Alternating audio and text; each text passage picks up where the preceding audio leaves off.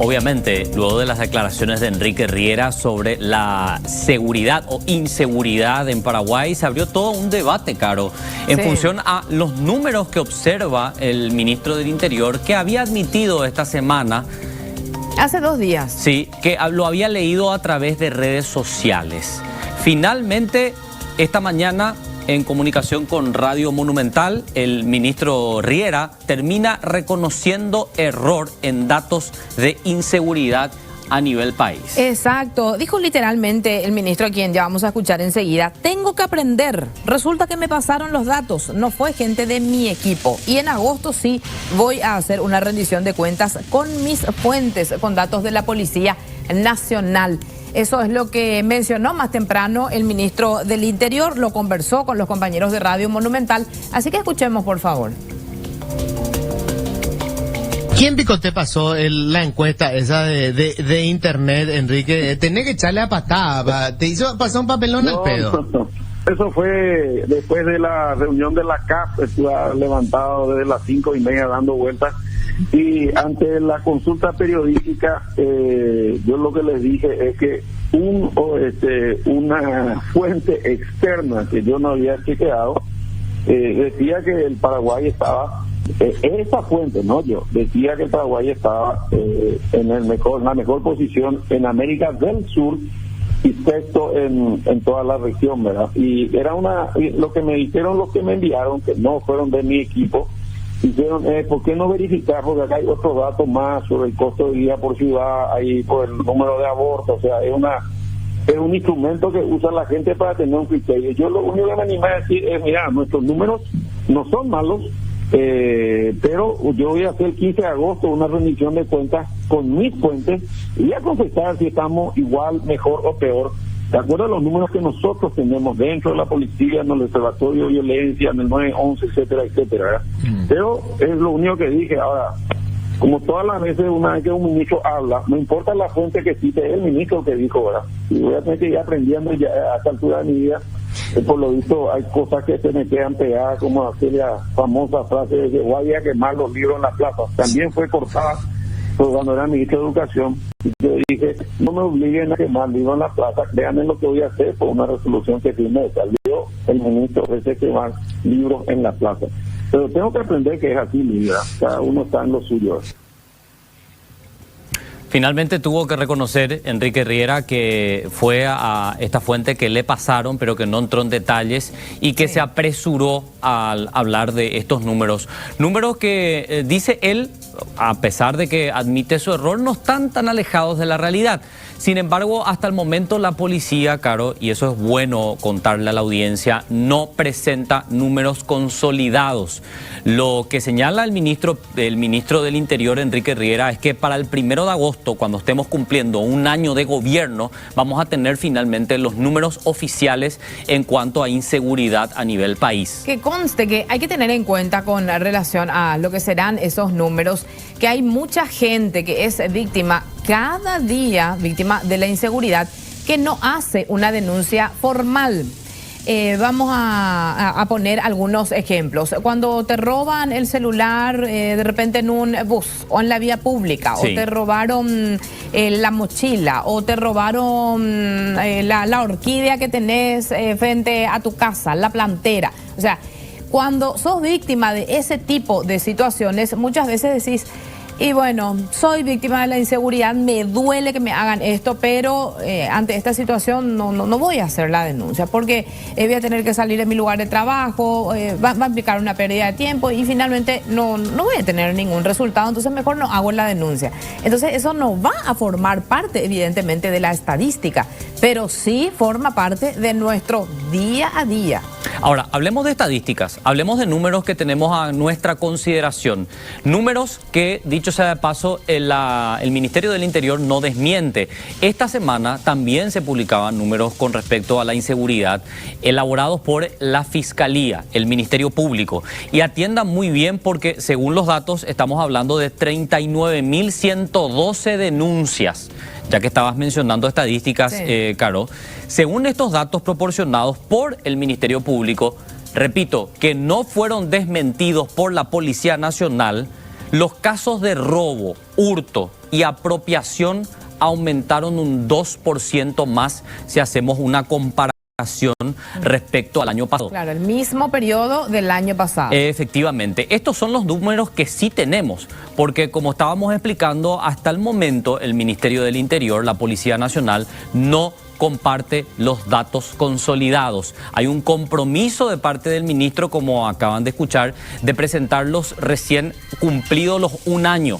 Y ahí vamos a poder entrar a evaluar con mayor detalle. Repito, los números que tenemos de estos meses de gobierno hablan de un aumento de denuncias por lo menos de 2%, aunque también tendríamos que incluir esta variable que vos decías de personas que ya ni siquiera formulan la denuncia. Y no.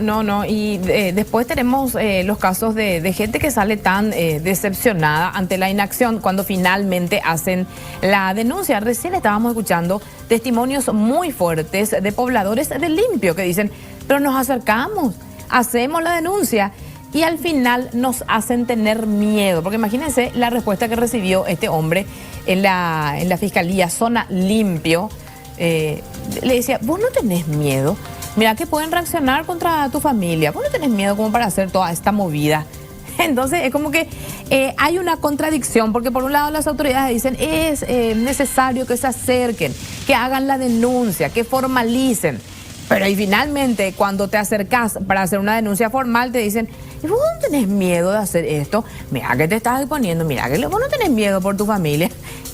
Y entonces, claro. ¿Qué hacemos? No, la verdad que no tiene mucho sentido y voy de vuelta a una figura que se utiliza mucho, que es la percepción de inseguridad que tenemos en el país, atendiendo que los medios de comunicación damos cobertura 24/7 de hechos bastante violentos. Y que conste que tomamos solamente algunos, porque si ustedes vieran nuestras líneas del canal, los casos que recibimos cada día, entonces tampoco se puede abarcar todos los casos.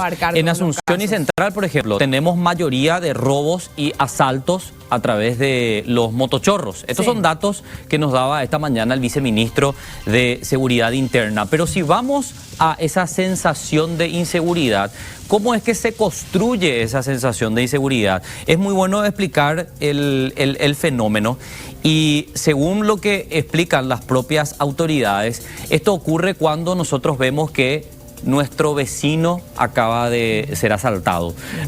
A nuestro vecino le acaban de entrar en su casa unos chespis a robarle una silla. O le robaron los focos de su casa, o qué sé yo, el compresor del aire acondicionado, por poner un ejemplo. Ese evento puntual que ocurre cerca tuyo te genera a vos el miedo y la sensación de que muy probablemente vas a ser la próxima víctima. De que te va a tocar. Por eso es que hoy en día ya tiene que formar parte de nuestro presupuesto también y golpea eso.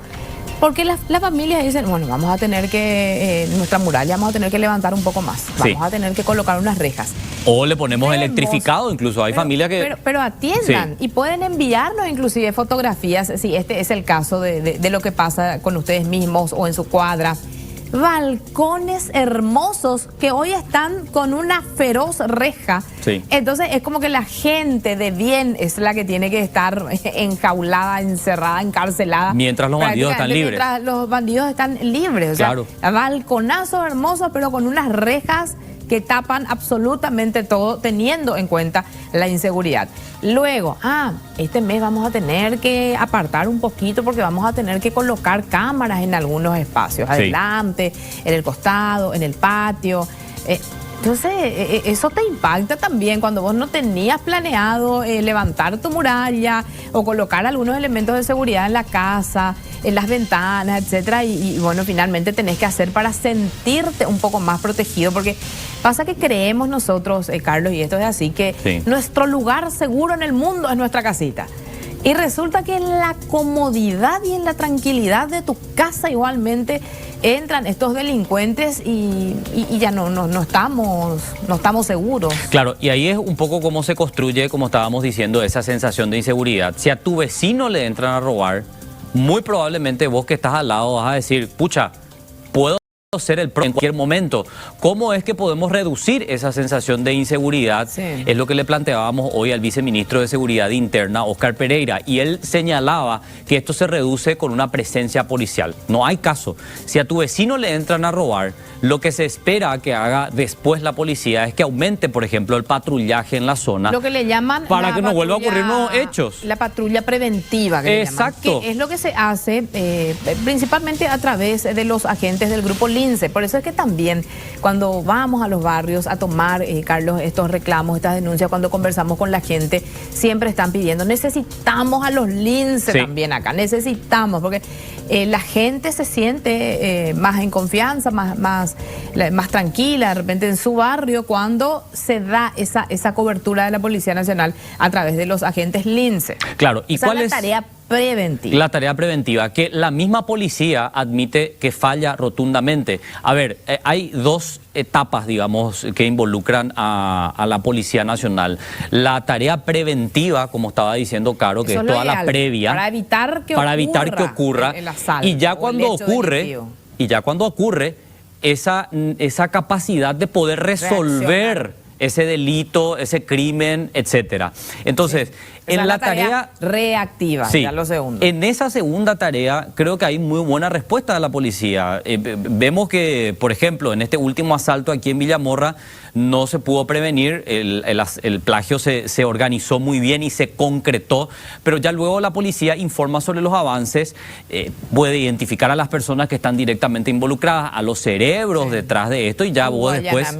Ya claro, exacto. Entonces, en esa tarea posterior hay respuesta de la policía. Podríamos decir buena, muy buena o excelente, de acuerdo a la calificación que quieran hacerlo. Pero en donde falla, y falla rotundamente la Policía Nacional, es en la tarea preventiva. Y allí ellos mismos admiten que se enfrentan a ciertas situaciones, como por ejemplo la cantidad de efectivos policiales en la calle. Dice este gobierno que ellos detectaron que ese es uno de los principales problemas. Por ende, están planificando el egreso, por ejemplo, de 5.000 nuevos efectivos policiales para fin de año. Por lo menos 5.000 están hoy en esa carrera en la academia policial. Se están preparándose para salir después a las calles a realizar esa tarea preventiva. Claro, y después le sumás también la profesionalización de los recursos humanos. Y allí la policía insiste en que su plan de profesionalización consiste en lo siguiente: sacar algunos efectivos policiales de las comisarías y hacerles una especialización para que se conviertan en LINCE. Que es lo que vimos ahora de algunos de estos egresos y otros que están pendientes también.